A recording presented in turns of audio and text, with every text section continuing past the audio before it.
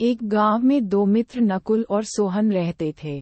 नकुल बहुत धार्मिक था और भगवान को बहुत मानता था, जबकि सोहन बहुत मेहनती थी।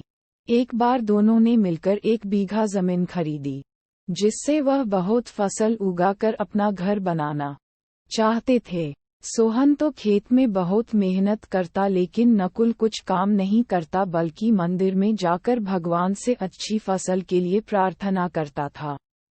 इसी तरह समय बीतता गया। कुछ समय बाद खेत की फसल पक कर तैयार हो गई, जिसको दोनों ने बाजार ले जाकर बेच दिया और उनको अच्छा पैसा मिला। घर आकर सोहन ने नकुल को कहा कि इस धन का ज्यादा हिस्सा मुझे मिलेगा, क्योंकि मैंने खेत में ज्यादा मेहनत की है। ये बात सुनकर नकुल बोला, नहीं, धन का तुमसे ज्यादा हिस्सा मुझे मिलना चाहिए, क्योंकि मैंने भगवान से इसकी प्रार्थना की, तभी हमको अच्छी फसल हुई। भगवान के बिना कुछ संभव नहीं है। जब वह दोनों इस बात को आपस में नहीं सुलझा सके तो धन के बंटवारे के लिए दोनों गांव के मुखिया के पास पहुंचे। मुखिया ने दोनों की सारी बात सुनकर उन दोनों को एक एक बोरा चावल का दिया, जिसमें कंकड़ मिले हुए थे।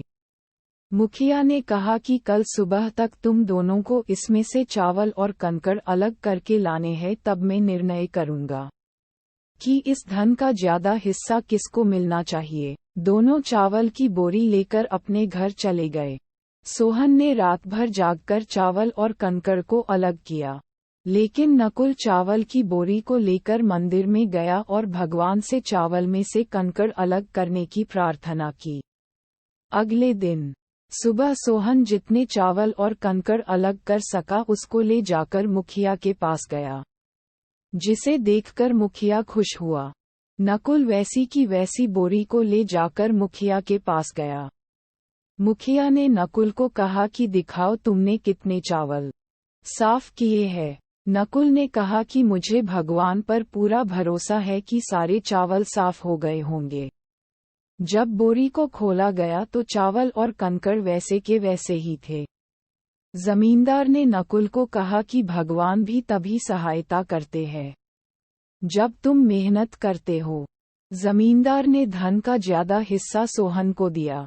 इसके बाद नकुल भी सोहन की तरह खेत में मेहनत करने लगा और अब की बार उनकी फसल पहले से भी अच्छी हुई। Moral of the story. सीख।